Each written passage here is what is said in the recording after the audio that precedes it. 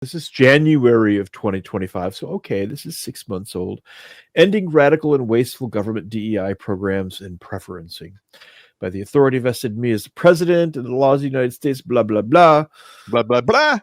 Biden administration forced illegal and immoral discrimination programs going by the name DEI into virtually all aspects of government, ranging airline safety to the military. This was a concerted effort stemming from Biden's first day in office when he issued Executive Order 13985, advancing racial equity and support for underserved communities through the federal government, which is code for we're going to do as much racist shit we can do to try and force communism on you. Like literally they do communism, yeah, and they're selling it to you with the whitewash of truth, and they're putting feminism, which is communism with tits, ideology. Whitewashing? You're racist. How dare you say whitewashing? Istophobic. I'm cool with it. Istophobic. Yeah, I'm fine with that. Call me whatever you want. I don't care.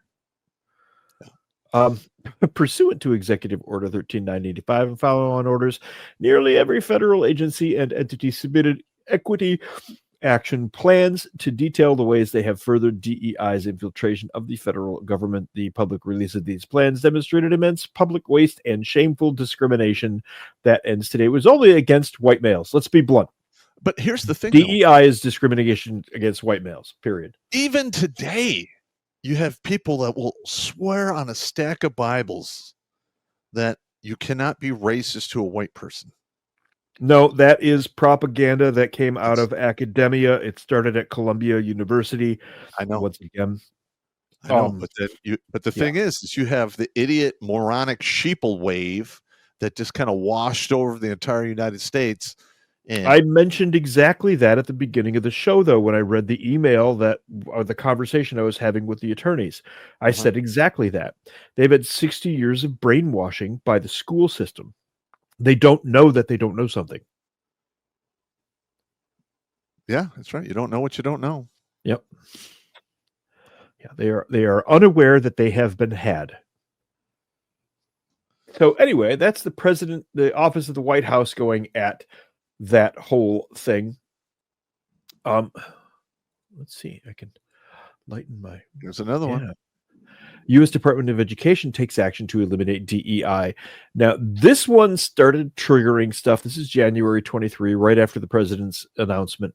The U.S. Department of Education has taken action to eliminate harmful DEI initiatives, including references to them in public-facing communications channels and its associated workforce. I had friends who were still in who were saying some of the stuff they were seeing in emails was crazy. The DEI stuff that was coming through. Look, and there is no way I would have got in trouble. The minute they would march me into a room for a DEI briefing, I'd be like, I'm out of here. Yeah, balls, fuck you, I'm out. I'm out. Or you go into a briefing and they're like, this is how not to rape. Yeah. What? I'm sorry. I don't need instructions on how to rape. Thank you. Yeah. You can write my name on that attendance list. Yeah. But I'm not attending anymore. I'm leaving. That was one of the beauties of working in SOF is when we had mandatory training like that. We would literally file into the room. One of the warrant officers would hold up a clipboard. We'd sign off that we were there and date it, and we'd walk. Yeah, we did none of that shit. But also, when you become a senior NCO, you have a lot of informal power. Yes. So yes, you have a commander who could order you to your death. I got it. Yep. But if you're a senior NCO and you're good at your job, yep, they need you more than you need them. Yes, because that is absolutely correct. If they fucking jam you up, the morale of the unit's going to go to shit. They have to find somebody to do your job. It's just a huge nut roll. So when we're gonna 4-block you at the end of the year too. Yeah. So I raised my hand and go, I'm not participating. Yeah. And I would just get yelled at. Maybe I get a written counseling. And I'd literally be like, I'd just sign it, throw it in my file. All right. Yep. Yeah, the only yearly training we really did, because you had to do it because we're in the Army and you need that shit, was like the medical and the NBC and any range related shit. Well, you had to have the intel stuff too. Like, well, we had those. Yeah, That was just a given with us, though. That was just a given with us. Those classes sucked. Some of those the best classes. ones I ever had Ass. when I was in group. Yeah. And they had a guy who was a professional auctioneer. Oh. He would go through the whole briefing in like a minute and a half. All right, don't put your penis in the butthole. Don't put your penis in the butthole, penis bad. Blah, blah. And we're all like, That's fantastic. don't consume alcohol. Get in a vehicle that goes faster than 0 miles an hour, please. Because he would just go down the whole list, you know. That's good, though. Oh, That's good. That's practical and helpful. That's practical and helpful. Did you ever have to take the Morse code block? Yes. Isn't that great? That is a lesson in insanity. You're literally sitting there at the breakfast table doing this. We knew who was in that block of instruction when we were at the schoolhouse, and when we were in the chow hall, people would just start tapping. Yeah. Leave my chicken alone. It's bad. It's bad. The Morse classes, the hogs, though, the Morse operators are crazy. Yeah, I couldn't do it. All of them are crazy. By the time I left there, it was only a 2-week compressed cross training event. I could do basic Morse code at a pathetically slow level. Oh my God, Never dude! Used it again and forgot the whole thing. Notable actions the department has taken. Notable actions the department has taken include dissolution of the department's DEI council effective immediately, dissolution of the employee engagement DEI inclusion accessibility council. Why did they need one of those? Within this Office of Civil Rights effective immediately, cancellation of ongoing DEI training and service contracts, which total over $2.6 million in White People Bad.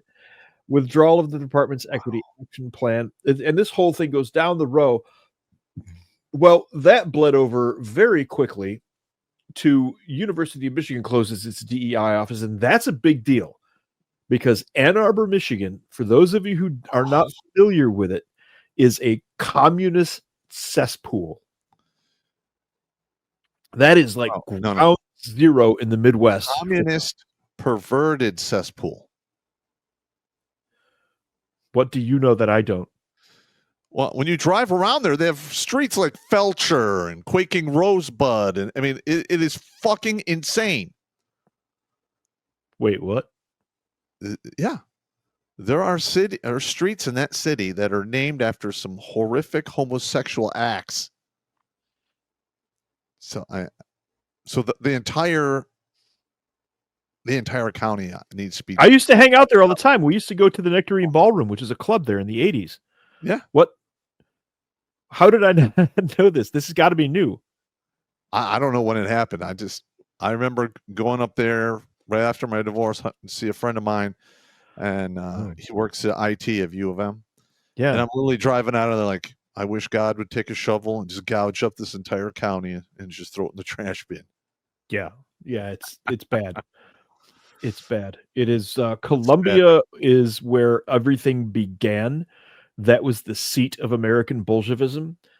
Drink. But there, I said it. Bolsheviks. Now drink.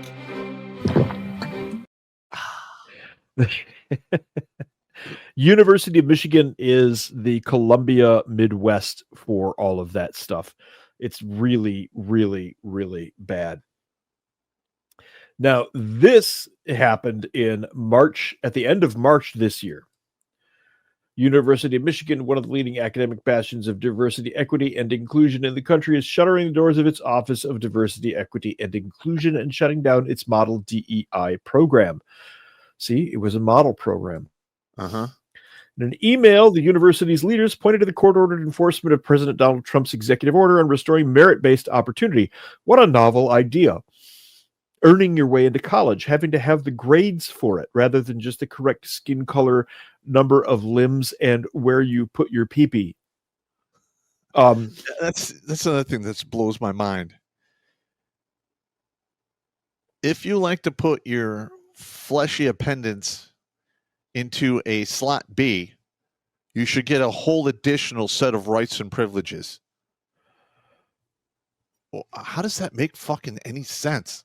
It doesn't. I know. It obviously doesn't make any sense. It is a slow, pulsating fucking madness of the left that has literally become a mental illness. I'd like to point out that you subconsciously sexualized the living shit out of that statement. I'm sorry. With your slow pulsating. Right there, dude. Right on the edge of I'm a on the edge, but I didn't go over the limit, You man. were talking about putting peepees in slot Bs, and then all of a sudden, everything is slow and pulsating. That's like right there, man. I know.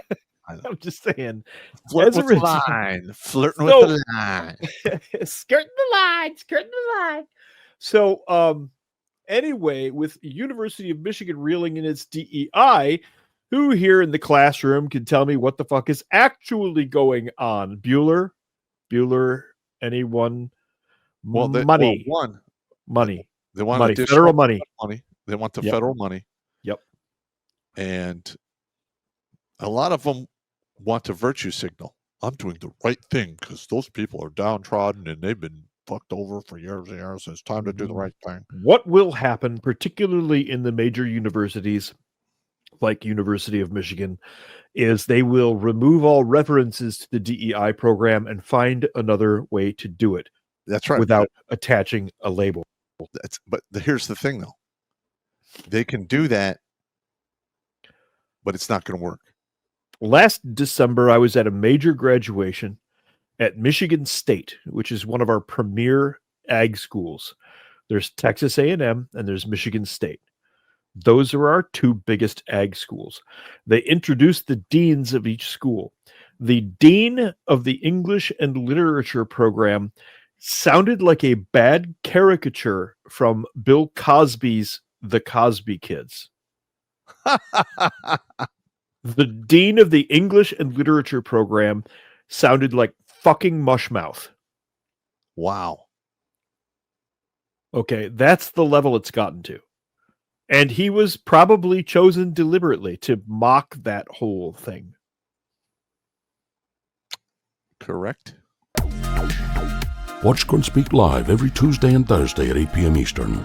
And if you want to join Pop for Supporter Sundays, go to redonkulas.com/donate and make a monthly pledge. A link is in the Meat Gazer box.